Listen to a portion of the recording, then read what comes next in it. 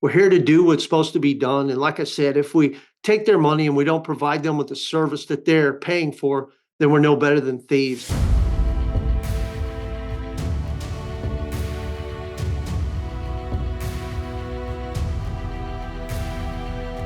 Sheriff of Goliad County, Roy Boyd, is a seventh-generation Texan who is joining me today on the Dr. Phil podcast. He has served in local law enforcement for over 3 decades, and he has really been a leader in this position. He is helping to lead the way in collaboration of agencies, border security initiatives, innovative enforcement concepts, legislative affairs, and other areas of benefit to the citizens of Goliad and the great state of Texas. Now, Boyd developed and implemented the Operation Lone Star Task Force to combat open borders with the help of other dedicated sheriffs and chiefs of police throughout South and Central Texas. And anybody that's been paying attention for the last several years knows that this is a challenge in Texas because we have so much border with Mexico down here. And today, Sheriff Boyd is sharing the challenges of tackling both human and drug trafficking and the need for increased resources. So I don't know how you even have the time to sit still for a minute to talk to us, but thank you for joining me and talking about this today. I really appreciate it. Thank you for having me. I appreciate it. It's an honor to be here. Let's talk about this. Goliad is obviously very south in Texas, and you've been dealing with this for some time. It's really gotten into the media of late, but this isn't a problem that you've faced just of late. This is something you've been dealing with for a long, long time before it got national attention. Is that a fair statement? We've been dealing with this so long that I remember when Border Patrol would give us a box of bullets for every illegal alien we apprehended and turned over to them. So that's how long ago we've been dealing with this. Wow. Now, you're married and you have 4 children and you live down there on the border. You're a 7th-generation Texan, so you know a lot about being in that area and living with this border. We're going to talk about the law enforcement aspects of this, but what does this bring to mind to you as a father of 4 kids that you've had to raise up in this area? Is this a thing that comes to mind to parents down there, that the threat of these people coming across the border, not knowing who they are, and I guess as importantly, knowing who some of them are? Yeah, and I'll put it to you this way. When this is how it hits home for us. We do a lot of enforcement action. We're very proactive. We took down a cartel scout. A scout is somebody who drives ahead of or behind load vehicles in order to find out if there's law enforcement there, or they are there in case there's a bailout to pick up the product or the people whenever they have to abandon them for some reason. And some of these vehicles, believe it or not, have in-car cameras in them. And when you arrest a scout and you go back and you look at the in-car camera, and you watch the car passing by your driveway where your kids get on the school bus every morning, that makes it sink home. I'll never forget taking a video home to my wife, a short snippet, and I showed it to her, and I said, I want you to see this. And she looked at it and she said, yeah, so what? That's our mailbox. I said, yeah, this is from the cartel scout. I said, we need to sit down with the kids this evening and make sure that when they do go out to the bus stop, they have to have very specific instructions on where to stand and what to do if somebody stops the car. I said, because we're knocking down lots of loads, and at some point, somebody's not going to be happy with us. And I don't want my kids standing out there on a smuggling route, which unfortunately we live on, and have something happen to them. So you're talking about in-car camera by the cartel scout was going right by your house? Yes, sir. That's correct. Wow. Now, were they scouting your house, or is it just that you're on one of their regular smuggling routes? It's that we're on one of the regular smuggling routes. But due to the fact that the cartel has a presence in every community, there's no way in the world that they don't know exactly where I live. I'm in a county where if 2 people know, the whole county knows. Yeah. And I'm in the phone book. I'm public. We're a small community, so I'm sure they know where I live. Give me an idea of how many loads come through your community down there at its peak. When that border is open and flowing, how many loads of drugs or human trafficking do you think goes through Goliad, for example? How heavy is the traffic there? We took down one organization after a 2-year investigation that started in 2021. When we took that organization down, working with the Department of Homeland Security, DHS advised us that their best estimate that organization was bringing no less than 100,000 illegal aliens a year just through Goliad County. We're a county of 7,012 people. So you can kind of put that in perspective. And that's one contractor out of numerous contractors working for the various cartels south of us. 100,000. All right, let's talk about that. Let's monetize that in some way. What kind of money are we talking about them generating, bringing that kind of traffic through this small county in South Texas? Well, it just varies depending on who it is they're smuggling and what the size of the load is. But we briefed somebody earlier this week who was getting paid $15,000 for every load they brought through. And so on another organization that we've been investigating. And so you figure a load in a large vehicle is going to be 20 to 40 people, but most of the time it's going to be smaller. But you take and go 100,000 at 100,000 a year, and then you backtrack that to maybe on an average of 15 per load, comes out to a lot of money. Boy, it does. So we're talking big business. With President Trump and Tom Homan closing this border down, what do you expect the cartel's reactions to be to that? I heard just yesterday or the day before that some border guards got fired on by cartel members. They assume cartel members opened fire on some border guards. What do you think their reaction is going to be if their business gets really pinched and shut down like this? Well, they're going to adapt is what they're going to do. Whenever the cartel does something brazen like that, they're probably trying to type your resources in one location so that they thin them out in another so that they can go around and conduct their business in another location where you've now moved all your resources out of.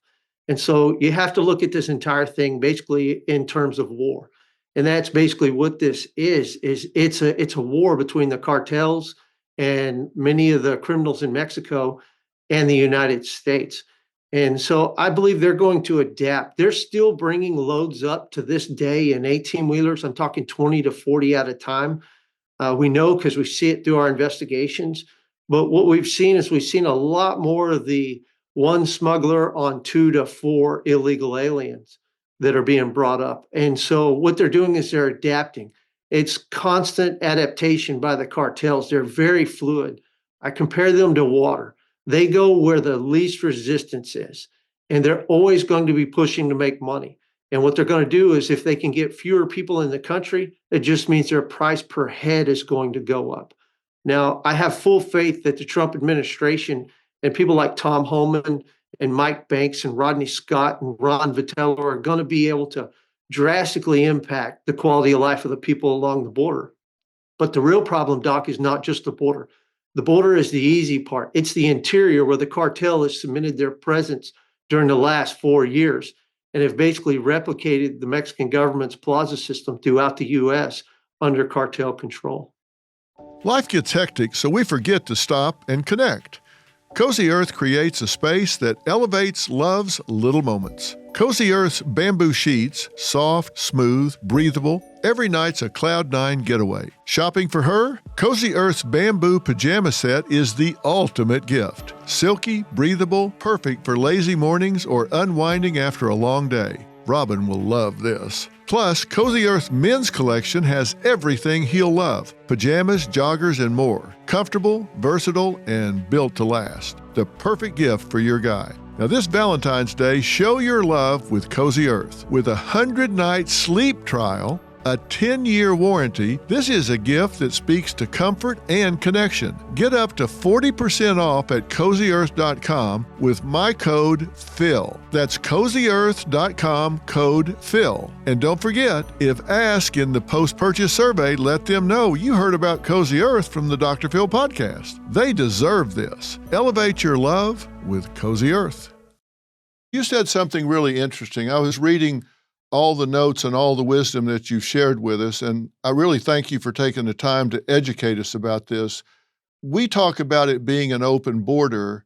My takeaway from what you said is it really isn't an open border. You say the border is controlled, but it's controlled by the cartel on the other side. That it may seem open, but the turnstile, the gatekeepers are really the cartels on the other side, that they're the ones controlling the border. Talk about that some.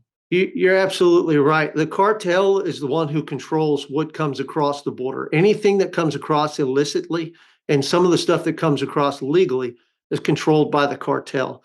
And the cartel gets their cut of everything that is coming across. We've actually come across people that have been tortured as a result of attempting to cross the border without permission of the cartel or without paying them, because the cartel is pretty ruthless, but they're out to make money. We've seen in the past where they've killed numerous people for trying to cross the border without paying the cartels. And so they have basically what equates to an army on the other side of the Rio Grande. And they have many people on this side of the Rio Grande that help them to enforce the rules that the cartel has put in place, because the Mexican government is by no means in control of most of Mexico. The cartels actually run it, because the cartels are the ones not only enforcing the laws that they put in place, they're the ones that are providing electricity and drinking water and streetlights and paving the roads. So that's not the Mexican government doing that. And through that process, they have gained absolute control of most of the border regions that, that Mexico has facing the United States.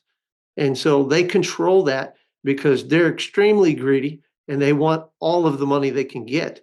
According to last time I sat down and my wife and I had dinner with Senator Cruz, they had estimated, I believe it was 2022 or 23, the cartels made about $13 billion just off of slave trade. That's the people they're bringing in this country. That didn't include their drugs and the other things that they're involved in. So it's a lot of money, and they're pretty ruthless at it.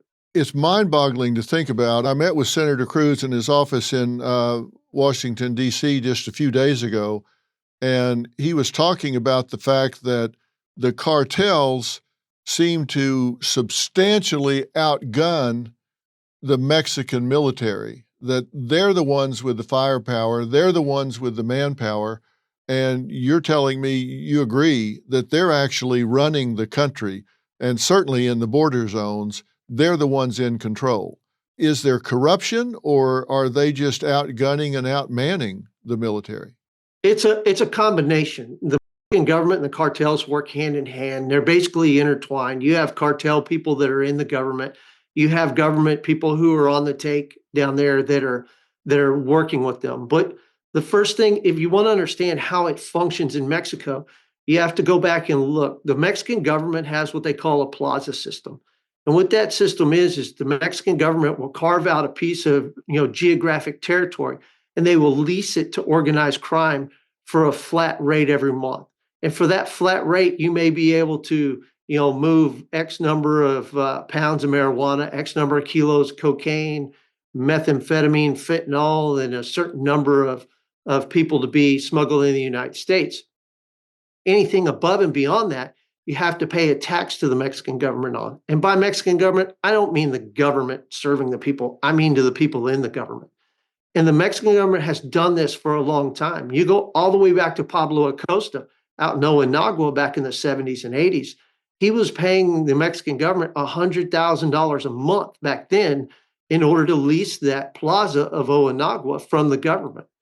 And of course, the Mexican government eventually came in and killed him because he did not want to deal with the Colombians, and somebody else offered them $1 million a month for the same plaza. So the government knocked off Pablo Acosta in order to get more money out of the plaza.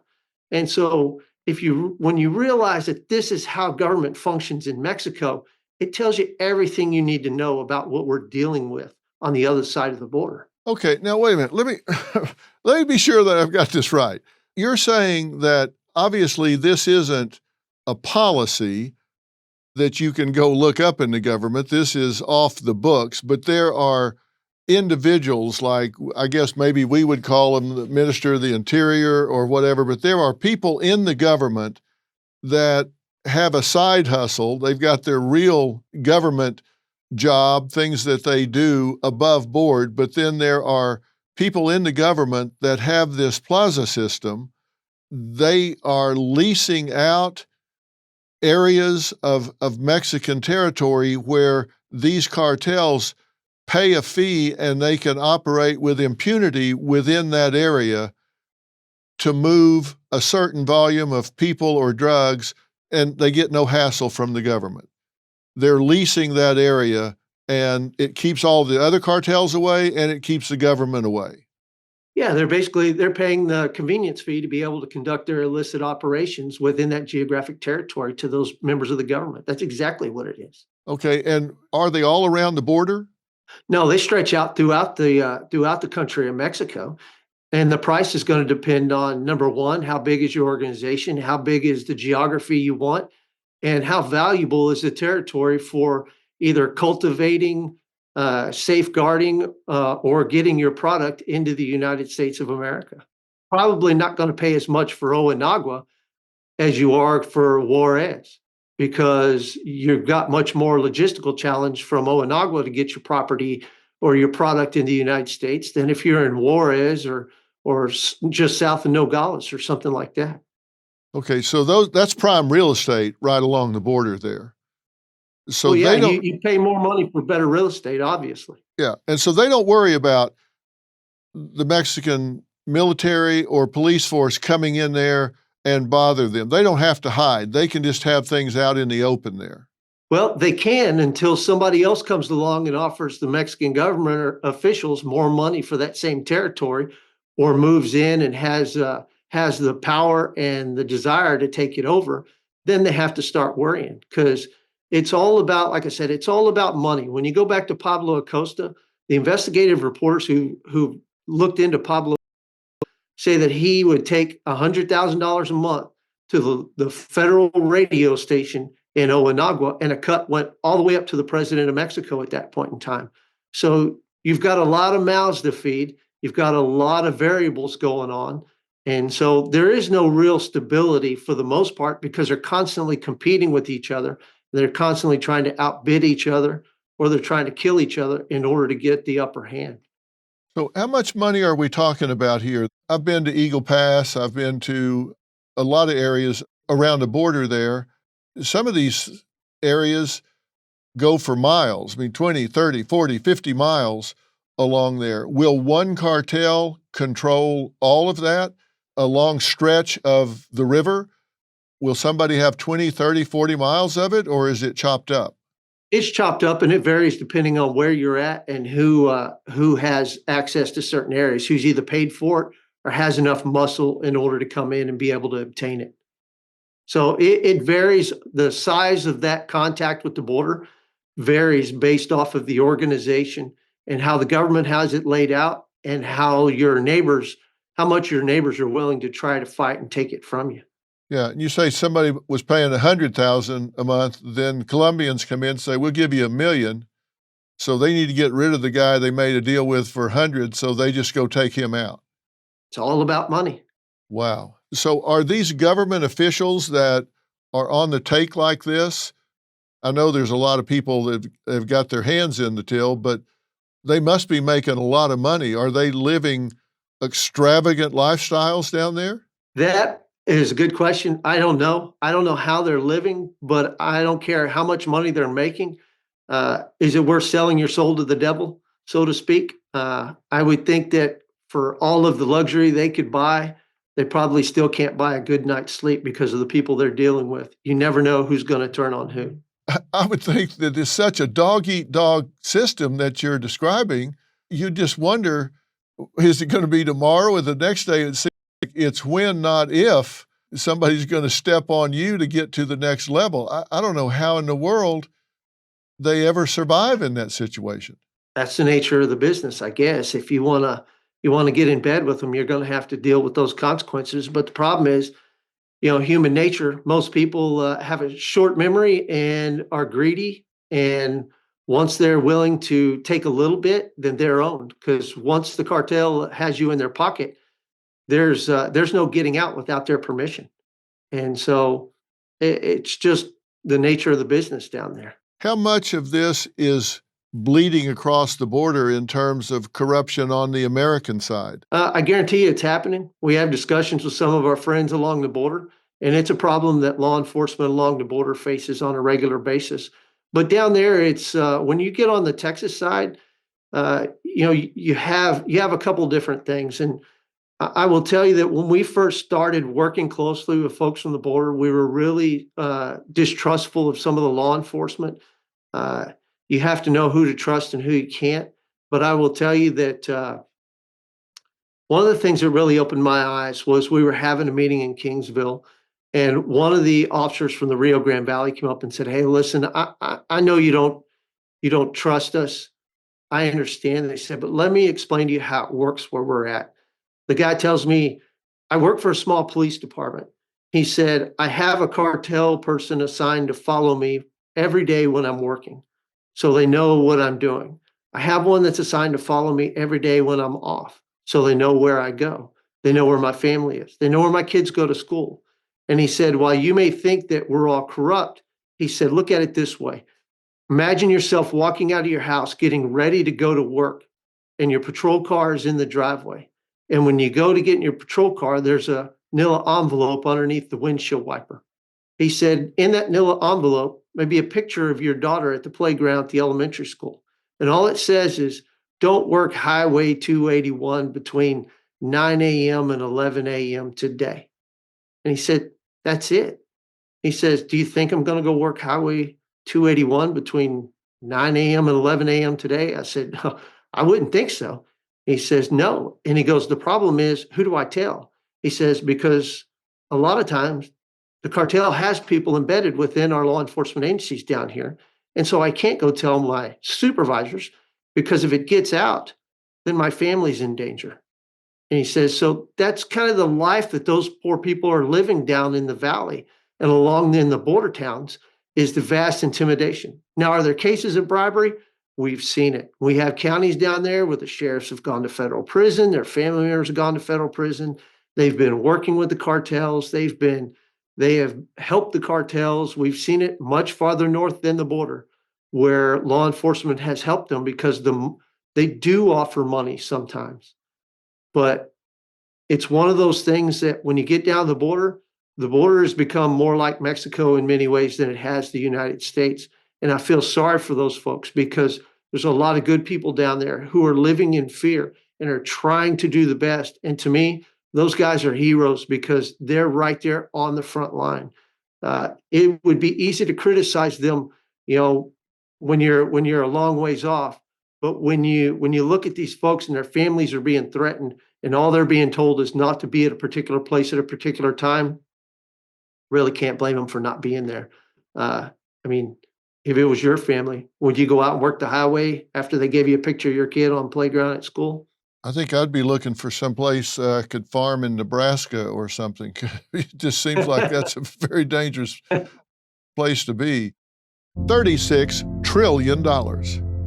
That is the U.S. debt, and it gets deeper and deeper by the day. Our debt has never been higher, nor have the stakes. The government is looking to slash the federal budget by $2 trillion, and no one knows what that will mean for your job, savings, and future. I've seen a lot in my time, and there's one thing I know for sure.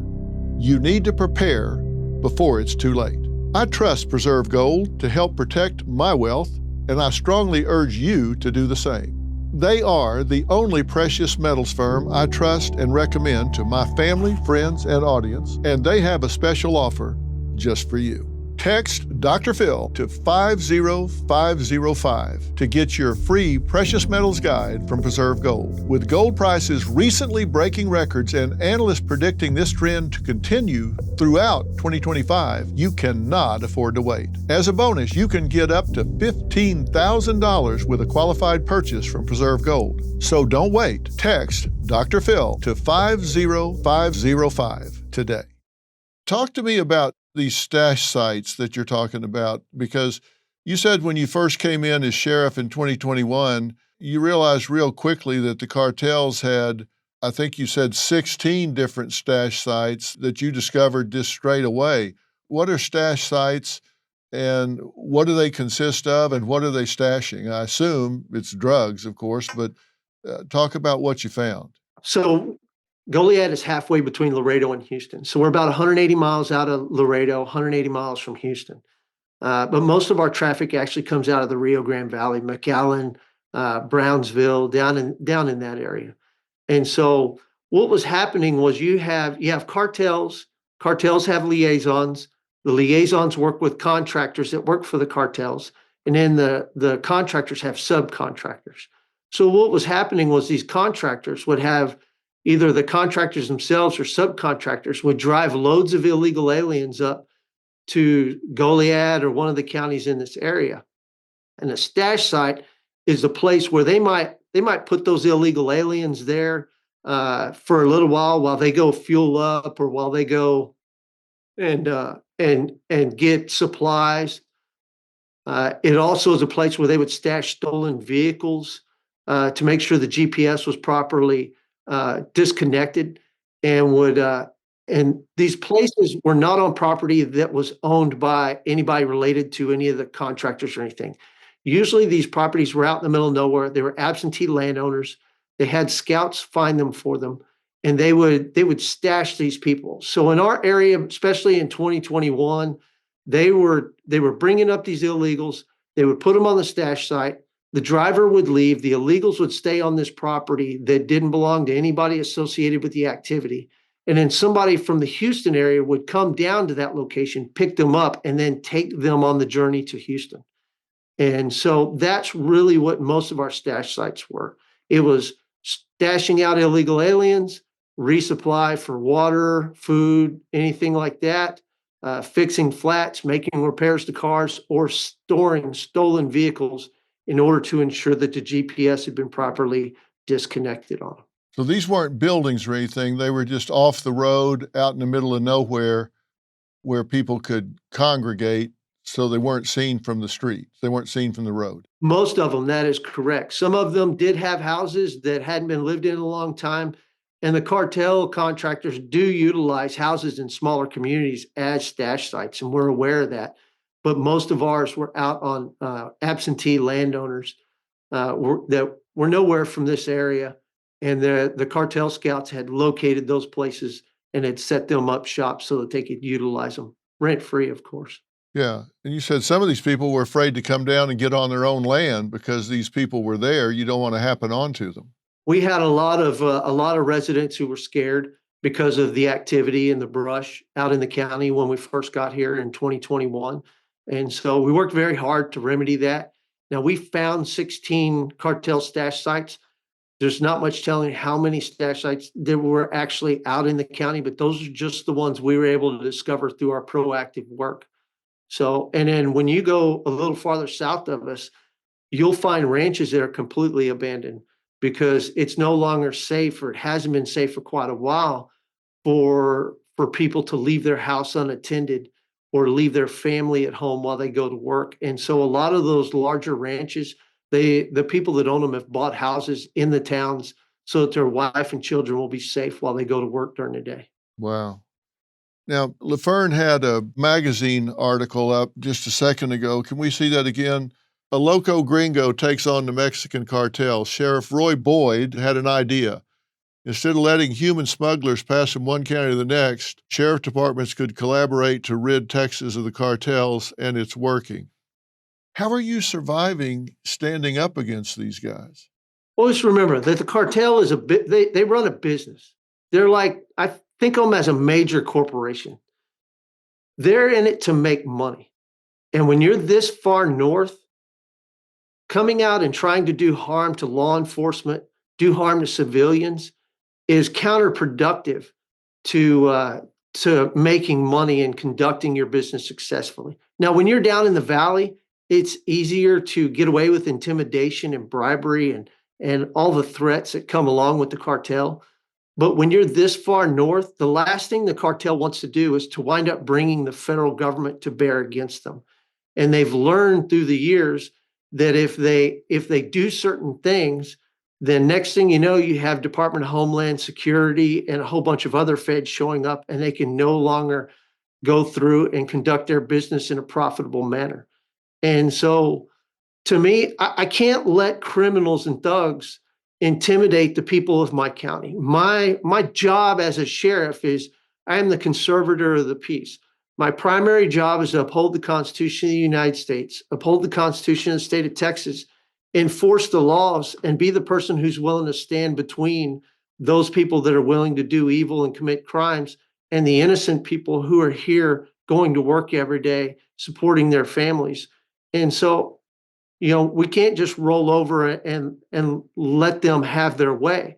So that's where all this came in was we kind of decided, let's try something different. Let's do something that is aimed at denying the cartels the ability to generate enough profit to conduct business in the state of Texas.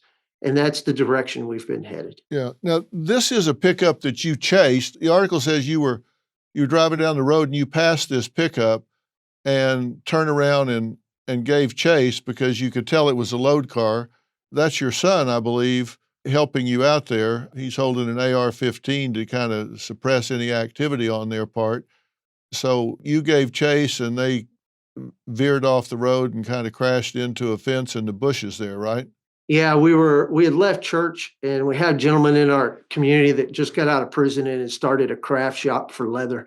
And so gave him a little bit of business, trying to, help him. He wants to have a legitimate business. So the guys at sheriff's office, we were doing a little business with him. And after church, at the time he was 12, my son said he wanted to go with me to go pick up a holster I had this gentleman make.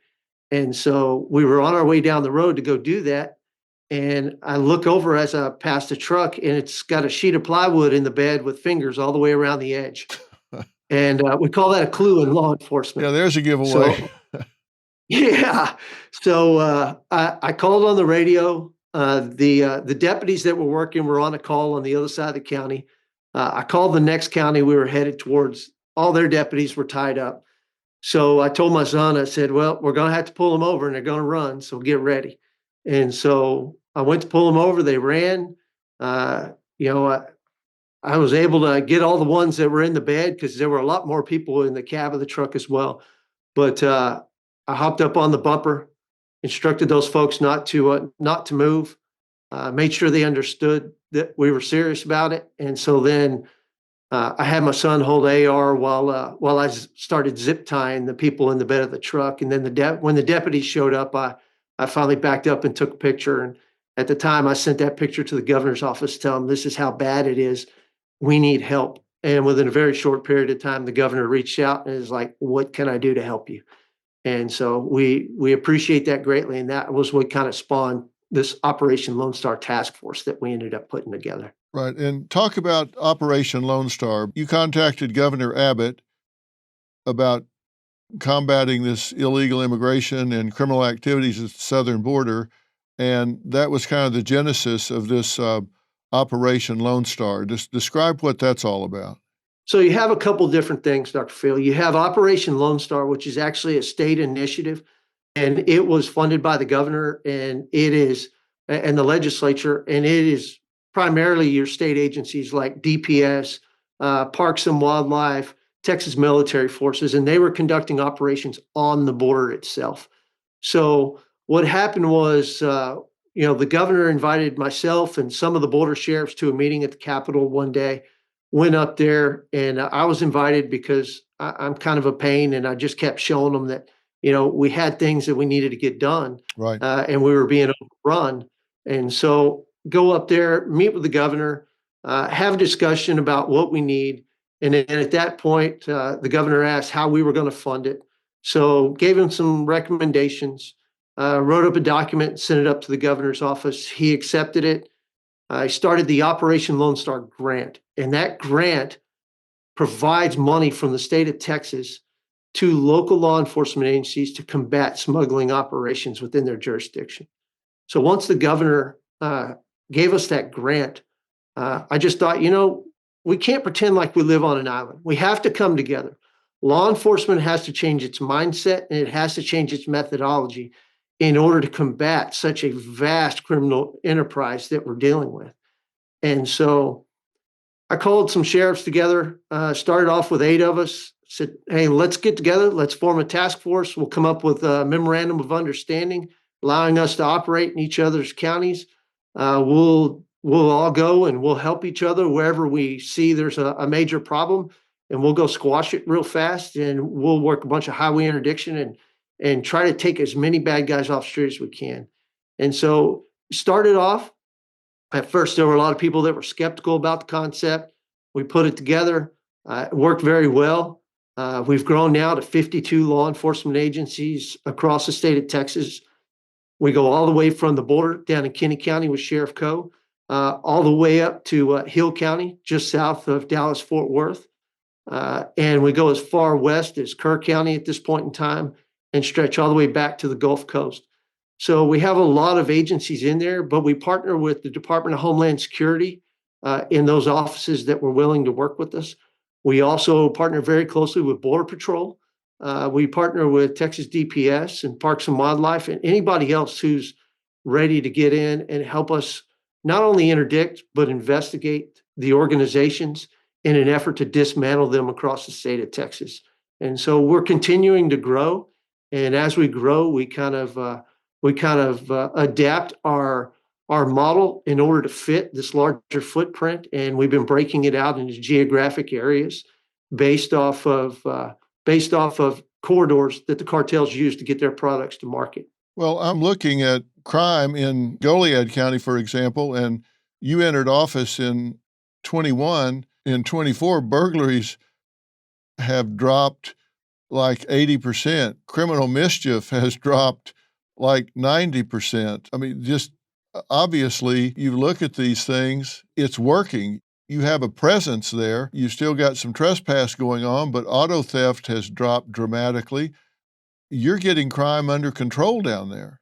You know, it's funny. If you'll just go out and enforce the law, you actually wind up suppressing crime. And we call it crime abatement through traffic enforcement. If you go out and make traffic stops on the roadways, you'll come across all kinds of criminals involved in all kinds of crime. And believe it or not, when they're in jail, they can't victimize the citizens of the community. And so that's the philosophy we've taken. You know, when you look at the 5 years prior to us coming into office, they averaged about 77 arrests. In 2024, we made 502 arrests. And I continue to be amazed at the numbers, because our first year in office, we had 252 arrests, and that was an all-time record for the county of Goliad for 1 year's worth of arrests. And I never thought we would top it, but it continues to climb every single year. So I know the previous year we had 482, but I was shocked when it went up to 502 for 2024. So we're going to keep doing our job. The citizens of this community, they don't pay us to sit around and put our feet on the desk. There is no Mayberry anymore. And so if we're going to take your hard-earned tax dollars and we are going to have our equipment and be employed at off the backs of the people that work every day, then by God, we're going to get out there and earn it. And it's not just the citizens of Goliad. The state of Texas gives us money that comes in from across the state to help fund our Operation Lone Star Task Force efforts.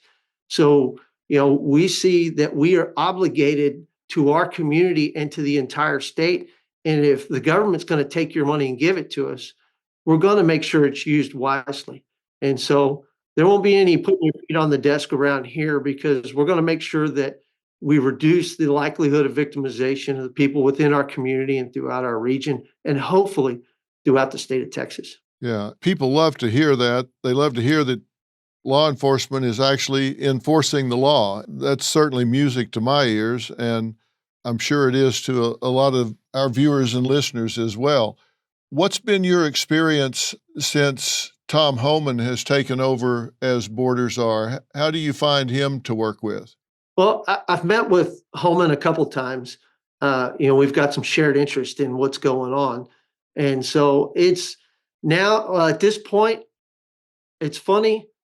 A lot of federal law enforcement that was not willing to come out and help us in the past has all of a sudden showed up at our doorstep, all looking to help us and to partner with us. And that is a refreshing change. And I'm fully aware that many of the people in the federal system that were wanting to partner with us were being suppressed. I have to say, the Department of Homeland Security Investigations Unit in Victoria didn't really care what the Biden administration wanted. They continued to fight right alongside of us and help us work these investigations. Can't say that in a lot of places. Border Patrol never stopped. They always persisted in trying to find a way around the new rules and regulations that the Biden administration was giving them in order to prevent them from doing their job. Those guys adapted very quickly and have been a steadfast partner of ours throughout the last 4 years as we fought our way through this invasion that was coming up. So, but with home in there, now everybody is coming out. Everybody knows that they're going to have to earn their keep. The new chief of Border Patrol, Mike Banks, was the Texas border czar, and he has been an ardent supporter of the Operation Lone Star Task Force and the efforts we've had. And so he and I still talk on a regular basis. And I will tell you that those gentlemen wish to have results. They're of the same mindset of me, which is this: if we're taking your money and we're not providing you with the proper service or product for your money, then we're nothing short of thieves. And I don't know about you, but I don't want to be a thief and I don't want to be acquainted with thieves. And so now we have people in office who are going to demand results and are going to make sure that the people under their employment and command are going to do everything they can to make something happen. And we're seeing that at a very fast pace. I've met with ICE more times in the last 2 days than I have seen them in 4 years, if that tells you anything. It does. I've been working with Tom Homan since he was first called by President-elect Trump, and I know how dedicated he is and how hard he works. I was just with him in Chicago with a big multi-agency operation up there with ATF and DEA and FBI, ICE, all the different agencies up there. And I tell you, the pride and passion of all of those agents up there, they just seem really glad to not be social workers anymore and get to do the work they signed up to do. I actually heard some of them say, look, I was on the border changing diapers and driving people places. That's not what I signed up to do. And I was just waiting for things to change to get back to doing what I actually signed up to do. And it seemed like there's a very different morale now than there was before. It's amazing what a couple of weeks difference can make. And Tom Holman and his team have done a wonderful job. So, I mean, my hat's off to them. My hat's off to President Trump. They've drastically changed the dynamic. And you're absolutely right. They've taken these people in law enforcement who have basically been suppressed for the last 4 years and told that if they did their job, they would lose their job. And now they have unleashed them to actually enforce the laws of the federal government. And it's working. They're out, they're doing their job, and they're partnering with local and state law enforcement. And we're all coming together, work as a team, which is the way it should have been all along. And I haven't seen it in a long time. So I'm very grateful for what they've done and the dynamic that they've brought to it, the leadership they've brought in, and the new direction that the federal government is taking. Is this going to make a substantial difference across a prolonged period of time? You say they're creative. They'll create a diversion, a distraction by, like you say, firing on guards or sending a bunch of people to one area where everybody has to go to deal with that, and then they do end runs around that. I know they're creative. I know it's a business and they're going to work at it, but will this be substantially better over the next few years? If we follow through and do everything that needs to be done, because one of our weaknesses is we continue to talk about the border. And yes, the border is important, but the border is actually the easy part of this process. It is the interior of the United States that is going to be extremely difficult. Because remember that the illegal aliens that have been brought in, the vast majority of these tens of millions of illegal aliens, are beholden to the cartels while they're in the United States. They're indentured servants within our country, and they are going to have to fulfill any logistical needs that the cartel has in the US.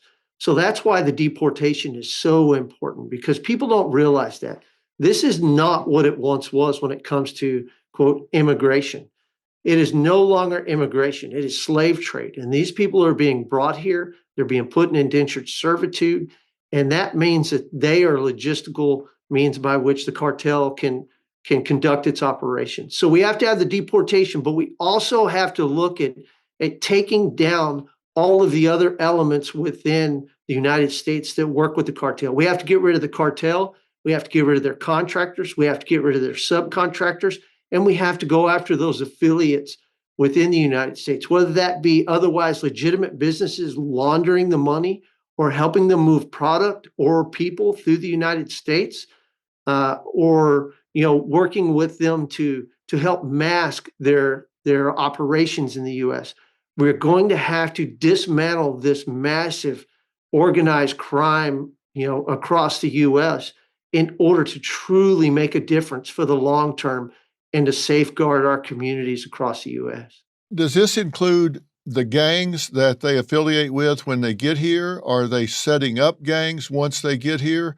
And I know when you talk about indentured servitude, they have family, some of them back in Mexico or El Salvador or wherever these cartels know who they are, where they are, and that's their leverage, right? If you get up there and you don't work off the money that you owe the cartel for getting you here, then we're going to hurt your family. We're going to kill your family members. We're going to do things that we use it as leverage for you. So these people can't get up here and just disappear.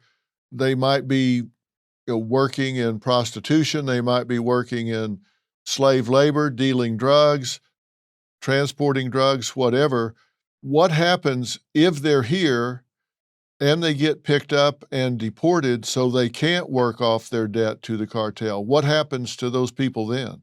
So the ones who are deported, the cartel throughout South Texas seems to have pretty much a universal policy. If you get 3 chances to make it in for the amount of money you paid while you were in Mexico, there's 3 chances for that money to come in. So if you come in from Mexico and you make it to Goliad, I catch you, I turn you over to Border Patrol, you get deported, you report back, you have 2 more opportunities to come across without paying extra money.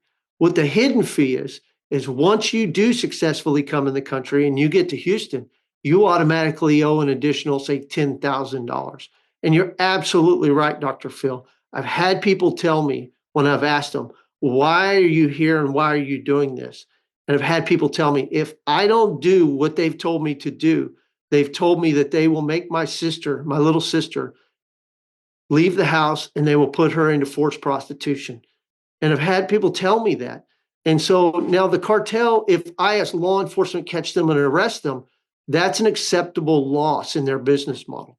But if he abandons his position, that's not an acceptable loss. Because if I catch him and put him in jail, that's no harm, no foul. He does not have to pay that back.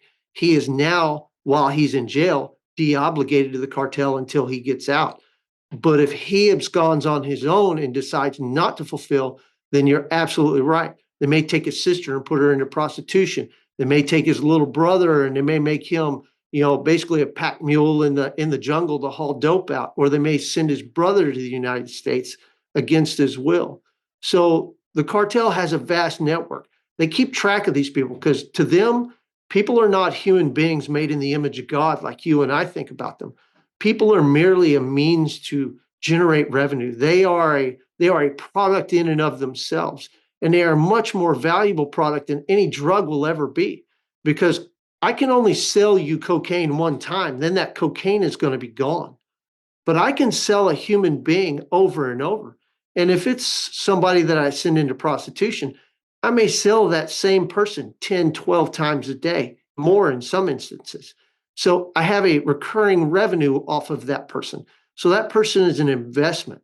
And that's how they look at them, not as human beings, because much like a Marxist Leninist, they do not look at people as being made in the image of God, just as something they can use for their own benefit. It's interesting. It seems to be universal because I talked to Sheriff Lamb in Arizona, Sheriff Daniels in Arizona. They face the same thing out there. They tell me these people, they feel for them. They say, look, they're here and they have to work this off. It's like, yes, I'm stealing this stuff from these homes. Yes, I'm trafficking these drugs. I don't want to, but I don't have any choice. If I don't, my mother's going to be on the corner. My brother's going to be a drug mule. I got to work this off in some way. And what they don't seem to realize is they'll never work it off. They don't ever get there. It just compounds so fast that it's a life sentence. You owe your soul to the company store. It's like I'll never, ever get it worked off. That's what I think people are not getting a grasp of. You said it so well. The millions of people that are already here are a complete criminal syndicate within the United States that needs to be taken down, or the cartels will continue to do their business. It's not just the border, it's the whole syndicate that exists within the country. And I really worry about China. There's like 36,000 Chinese, most of them young military-age men, that have crossed the border into the country, mostly down south of San Diego, but they're all around the United States. What are they doing? We don't know where they are. We don't know what they're doing. But you don't just wake up in China and decide, hey, I think I'll go to America. They had to have permission. They had to have sponsors. They had to have a way to get here. Why? What's their agenda? It really worries me. I read an article a long time ago about how this functioned in China. And it's pretty interesting because basically you're absolutely right, Dr. Phil. So if I'm in China and I'm going to come here, and let's say I'm even going to come here legally and I'm going to get a visa and I'm going to go to the local university and go to college here somewhere in Texas. Before I get my visa and I come here, I have to meet with a military intelligence advisor at my house with my family. And I apply for the visa through them. And then they give me the conditions upon which I'm able to obtain my visa. And traditionally, every month, I will have to send back a report. They will tell me what they want. Say I'm going to Austin, Texas. They may tell me, okay, we need to know where the fire stations are. And I have to go out and map all the fire stations while I'm here. And I send that back. Next month, okay, at this fire station, what apparatus do they have? What equipment do they have? Okay, what is their shift? How many people are on a shift? I have to send them back pieces of information every single month. And if I fail to comply and I fail to do that, then my family eventually winds up in basically a slave labor camp. So they run it just like the cartel. And so the people that are here from China have to report that information back. And we've known this for a long time. We were talking about this 20 years ago, that the Chinese, before you had the, Google Earth and the little car driving around filming everything, they already had everything mapped out. They had our infrastructure. They knew where our transformers were, where our transmission lines were, where our water towers and our treatment plants and our sewage. So the Chinese have been at this game for a very long time. I remember a time, probably 15, 20 years ago, when the Chinese, we knew they had 10,000 people they had taken to Mexico and were having the cartels smuggle in. And they were just basically stacked up there in Mexico, coming in as the cartel could get them smuggled across the border. And so this is nothing new. But the other part of this, like you talked about, with regards to those people being placed in slavery right here in the United States, we have people on the left that will say, well, it's compassionate to let these people in. It's compassionate because they live in a grass hut somewhere in a really hard country, and they should come here and live a good life. Where is the compassion in slavery? If you bring somebody here and you put them into slavery, where's the compassion with that? Is that really what the United States stands for? Is it okay to allow somebody to bring them here and enslave them? There's far more compassion in preventing the illegal crossing at the river or at any border than there is to allow criminal organizations to enslave tens of millions of people within your country. And that's exactly what's happening right now. And that doesn't even take into account the abuse, torture, rape, molestation, and all that they go through in the hands of the cartel while they have them before they cross over. We've talked to so many that clearly have been through all kinds of mistreatment at the hands of the cartel before they actually get here, not to mention sometimes, particularly in Arizona, the terrible conditions they have to live in and survive to get inland, to get where they're going. So This is a complex issue. I just am so thankful for you giving us insight into this. And you've clearly studied it, you've lived it, you're working it with fellow law enforcement members and not just sitting there with your feet up, as you say, on the desk down there. I think it's safe to say that the people in the county paying your salary are damn sure getting their money's worth. So God bless you for everything you're doing down there. Keep it up. I'm nobody. I'm just a servant in a community, because all of us who collect check from the backs of the taxpayers, that's exactly what we are, and that's what we're supposed to be. We're supposed to be servants.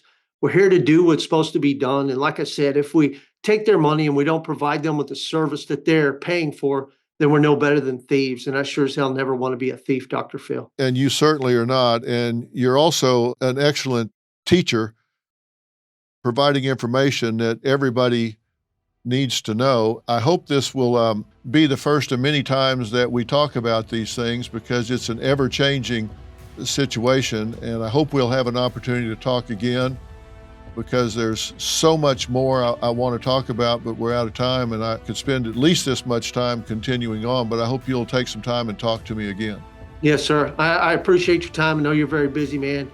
Thank you and your staff and all the people that watch your show. And God bless you and keep up the great work, Dr. Phil. Well, I will. And when I get down that way, I'm gonna stop in and say hello to you and all the people you work with down there. And I hope to have you up here very soon. I appreciate your time, and we'll talk very soon, Sheriff. Thank you so much. This has been absolutely compelling. Thank you. Thank you, and God bless. Same to you.